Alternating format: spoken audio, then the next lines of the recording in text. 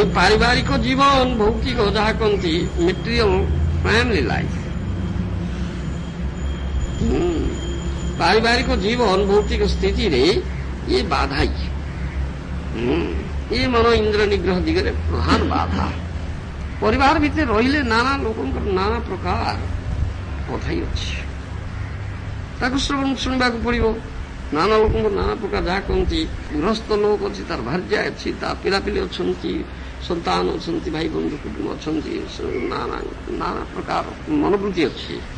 ଆଉ ଯାହା କହନ୍ତି ମେନି ଡିମାଣ୍ଡସ୍, ବହୁତ କିଛି ତାଙ୍କର ଦାବି ଅଛି। ସେସବୁ ଦାବି ପୂରଣ କରିବାକୁ ପଡ଼ିବ ତୁମକୁ, ତା ନହେଲେ ବଡ଼ ଗୋଳମାଳ ହେଇଯିବ।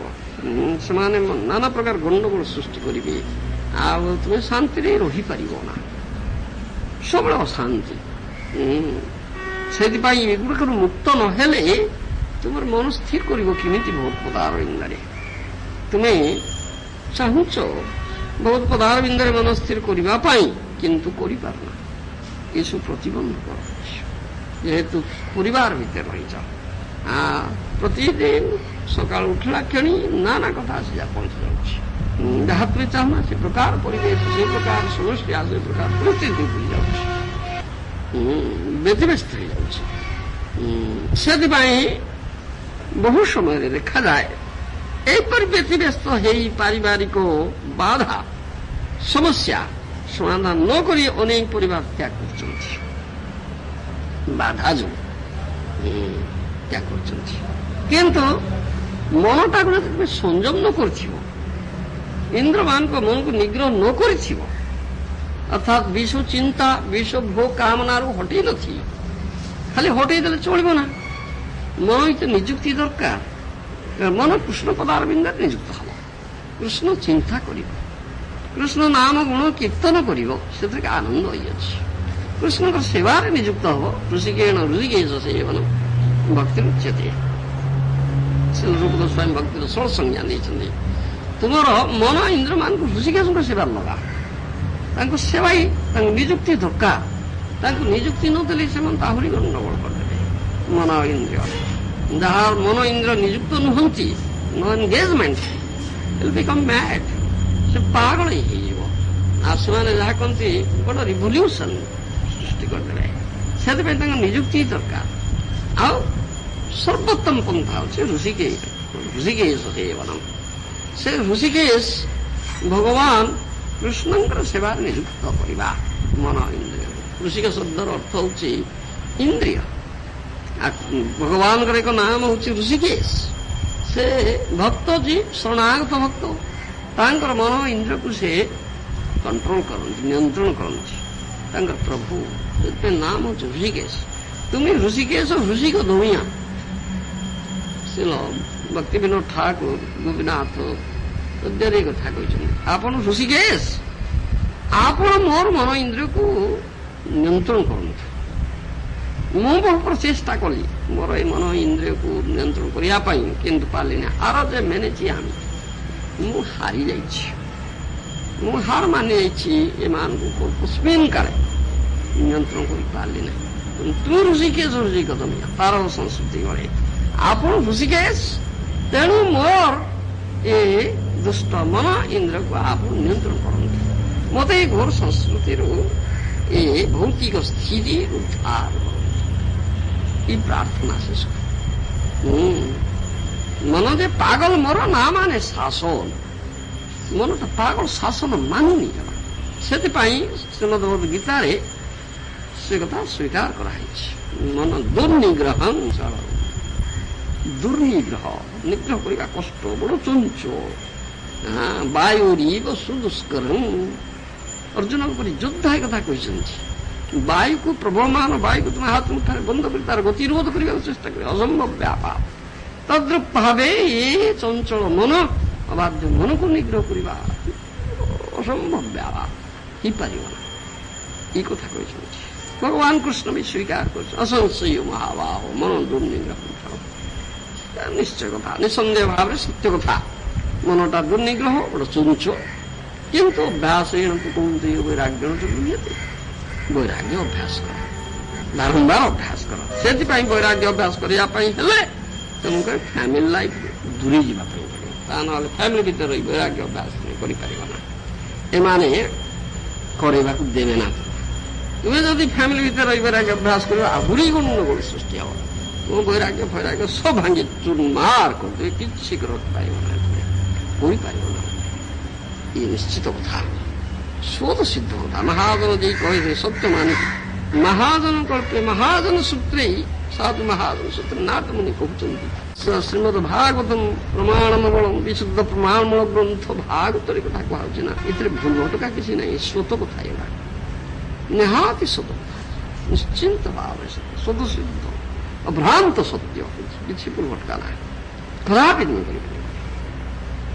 ଏ ବନ୍ଧନ ପାରିବାରିକ ବନ୍ଧନ, ମୋହ, ଯାହା କହନ୍ତି ପାରିବାରିକ ମୋହ ଅଛି, ମମେତି ମୁଁ ମୋର ଭାବ ପ୍ରବଳ, ଆଉ ସେମାନଙ୍କ ମୋହ ରହିଛି, ଆଉ ସେମାନଙ୍କର ବହୁ ନାନା ପ୍ରକାର ଯାହା କହନ୍ତି ଡିମାଣ୍ଡସ ଦାବି ରହିଛି, ସେଗୁଡ଼ିକ ତୁମେ ପୂରଣ କେତେ କଣ କରିବ? ବ୍ୟତିବ୍ୟସ୍ତ କରୁଛ ନିଶ୍ଚିତ ଭାବରେ। ଆଉ ମନ ଚାହୁଁଛି ଗୋଟେ ପ୍ରକାର, ତୁମେ କିନ୍ତୁ କରିପାରୁନା, ପରିସ୍ଥିତି ଅନ୍ୟ ପ୍ରକାର ହେଇଯାଉଛି, ତୁମର କଣ୍ଟ୍ରୋଲ ନାହିଁ, ଅନ୍ୟ କଣ୍ଟ୍ରୋଲ ଏଠୁ, ତାପରେ କୌଣସି ନିୟନ୍ତ୍ରଣ ନାହିଁ ତମର।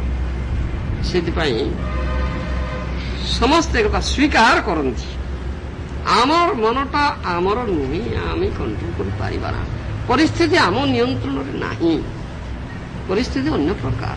ସେ ପରିସ୍ଥିତିର ଚାପରେ ଆମକୁ ତ ଗତି କରିବା ପାଇଁ ପଡୁଛି ନା, ଏଇଟା କଥାଟା ସମସ୍ତେ ସ୍ୱୀକାର କରନ୍ତି ନିଶ୍ଚିତ ଭାବରେ। ତେଣୁ ନାରଦମୁନି କହୁଛନ୍ତି ଲିଭ୍ ଦିସ୍ ଫ୍ୟାମିଲି, ଏ ପରିବାରକୁ ତ୍ୟାଗ କର।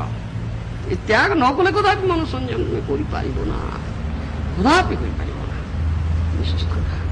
ଏବଂ ସନ୍ନ୍ୟାସ ନିଅ, ସନ୍ନ୍ୟାସ ମାନେ ଏସବୁଥିରୁ ଭୌତିକ ଆସୋସିଏସନ, ଭୌତିକ ସଙ୍ଗ, ଏଗୁଡେ କଣ୍ଟାମିନେଟେଡ ଆସୋସିଏସନ, ଦୋଷଯୁକ୍ତ ଏଗୁଡ଼ିକରୁ ମୁକ୍ତ ହୁଅ, ଏକାକୀ ବିବିକ୍ତ ସ୍ଥାନରେ ବାସ କର, କାହାରି ସାଙ୍ଗରେ କିଛି ସମ୍ପର୍କ ନାହିଁ। ଆଉ ଶରୀରକୁ ବଞ୍ଚେଇ ରଖିବା ପାଇଁ ଯେତିକି ଦରକାର ଖାଦ୍ୟ ସେତିକି ଭିକ୍ଷା କର, ଯେତିକି ଆବଶ୍ୟକତା ସେଠି ବୃଦ୍ଧି କରିବନି, ଆବଶ୍ୟକତା ବୃଦ୍ଧି କଲେ କୋଉଠି ଆବଶ୍ୟକତା ପୂରଣ କରିବ? ଯେତିକି ଦରକାର ସେତିକି ଭିକ୍ଷା କର। ମାଧୁକରୀ କରିବା କଥା ଅଛି, ମଧୁକର ପରି ଅଳ୍ପ କିଛି ସଂଗ୍ରହ କରିବ, 5 ଦ୍ୱାରକୁ ଯିବ, 5 ମୁଠାଇ ଭିକ୍ଷାଇ ଆଣିବ, ବେଶ ସେତିକିରେ ତୁମର ଉଦର ଭରଣ କର, ବଞ୍ଚି ରଖ ଶରୀରଟାକୁ। କାରଣ ଏଇ ସାଧନ କରିବାର ଏଇଟା ହଉଛି ପ୍ରଧାନ ସହାୟ। ଶରୀର ଦୁର୍ଲଭ ମାନସ ଜନ୍ମ, ଦୁର୍ଲଭ ମାନବ ତନୁ, ମାନବ ଶରୀରଟା ଦୁର୍ଲଭ, ବହୁ ଲକ୍ଷ ଲକ୍ଷ ଯୋନି ଭ୍ରମଣ କଲା ପରେ ମାନବ ଯୋନି ମିଳିଛି ପରମାର୍ଥ ଲାଭ ପାଇଁ। ତେଣୁ ଏକୁ ବଞ୍ଚି ରଖିବାକୁ ପଡ଼ିବ, ଏହାକୁ ମାରିବାକୁ ଦରକାର ନାହିଁ। ମାରିଦେଲେ ସେ ସାଧନଟା କେମିତି କରିବ? ଦୁର୍ଲଭ ମାନବ ଜନ୍ମକୁ, ଦୁର୍ଲଭ ମାନବ ଶରୀରକୁ ନଷ୍ଟ କରିଦେବା ଠିକ ନୁହେଁ।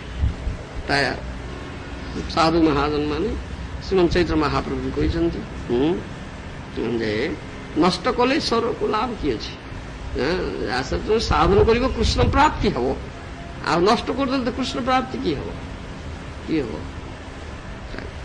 ବରଂ ଯେମାନେ ନଷ୍ଟ କରୁଛନ୍ତି ଦୁର୍ଲଭ ମାନବ ଶରୀରକୁ, ଆତ୍ମହତ୍ୟା କରୁଛନ୍ତି, ମହାପାପ ହିଁ କରୁଛନ୍ତି, ନରକ ଭୋଗ କରିବା ପାଇଁ ପଡ଼ିବ, କଠିନ ଦଣ୍ଡ, ଏ ଜନ୍ମରେ ପରଜନ୍ମରେ ଭୂତ ପ୍ରେତ ଯୋନି ପାଉଯିବେ, କେତେ ଦୁଃଖ କ୍ଲେଶ, କେତେ ଯନ୍ତ୍ରଣା ଭୋଗ କରିବାକୁ ପଡ଼ିବ, କୋଉ ଲାଭ ଅଛି?